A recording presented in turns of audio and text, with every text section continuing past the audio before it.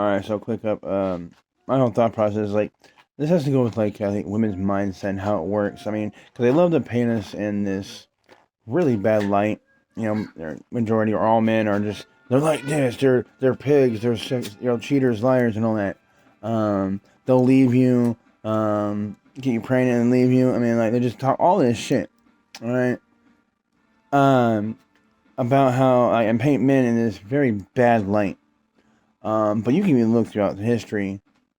Um, Men are not that bad uh, as women want to portray.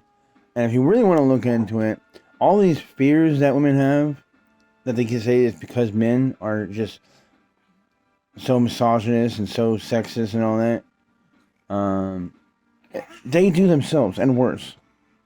They're the ones leaving relationships. They're the ones that are more susceptible to catch STDs because of biology. Down there is pretty much an open wound. All right, so you have an open wound that's that can get straight into you, and um,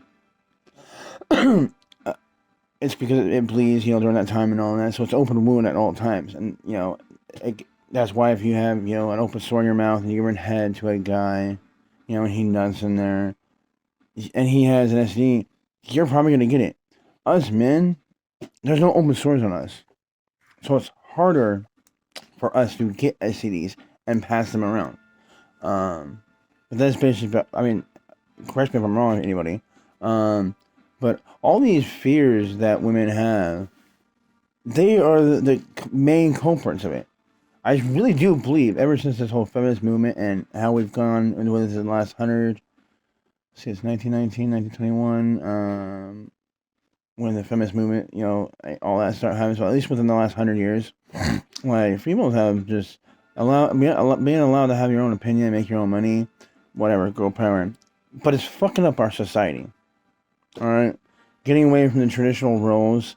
And you don't have to be religious. I mean, I don't think. I think we could go into a involvement of enlightenment on stepping away from keeping the morals, the teachings of the book.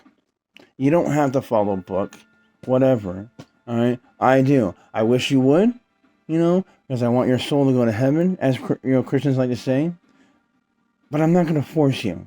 All right, we can walk in open territory with respect. And if somebody comes in with disrespect, we politely ask them to stop. If not, we show them why they should have. All right, and that's holding people accountable. All right, do the satanic law, the 11th law of the Satanic Book, Bible.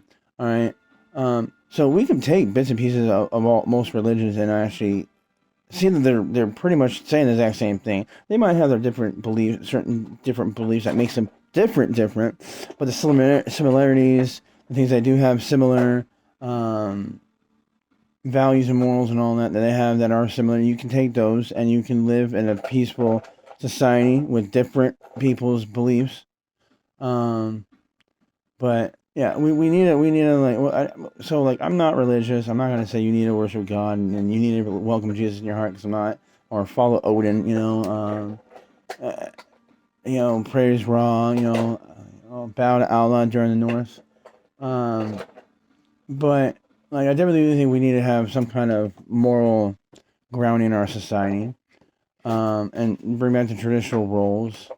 I'm sorry, ladies, but I mean, yes, there are women out there that I think are very intelligent. My wife being one of them, she's very smart. I can have a very deep, uncomfortable conversation with her without her snapping. I mean, honestly, she's female, so she's emotional, so she's gonna snap, But compared to all the women I've socialized with and dated with and dealt with and put up with, she is definitely by far the best. Um, but you women are not good at making decisions and holding people accountable. All like, yes, there's toxic traits in masculinity, which is abusive, controlling, narcissistic. These guys, yes, we can be. All right, but we had to learn those. All right, we had to earn those. In a matter of speaking, like most of these podcasts want to say, skills. We had to learn them to navigate and getting a woman. Women, those are your natural biological traits that you guys have. You guys are naturally narcissistic, all right? Um, but we both need each other. I mean, you need us a lot more than we need you. But we need each other. You know? Hi. That's my boy that my wife gave me. But yeah, I'm gonna sum it up right there. It's just obviously I don't think any man out there will acknowledge that we have a pound of flesh that we do, owe women, and women, you guys now owe us a pound of flesh, and I mean, we need to move past. I mean, honestly, I think we need to move past that, and with this whole pissing match and worrying about who hurt who more, and just realize that there's something wrong in our community and society and civilization and family and relationship, and women, get a thick skin. Understand and stop taking things so personally. Check your emotions. Guys, keep it in your pants. It's nice to fuck a lot of bitches, but I mean, I've come to realize that I think it's a lot more respectful and a lot more fun, cool to say that I could have fucked so many, but I chose not to. And women, I mean, can't handle rejection. I think a lot worse. They can't handle it.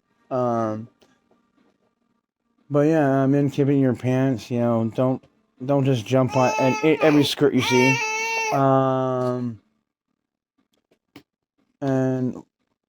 learn how to fucking tone down the fucking masculinity. Because yes, women are soft, delicate creatures, and I want that. I want her to be soft and delicate. All right.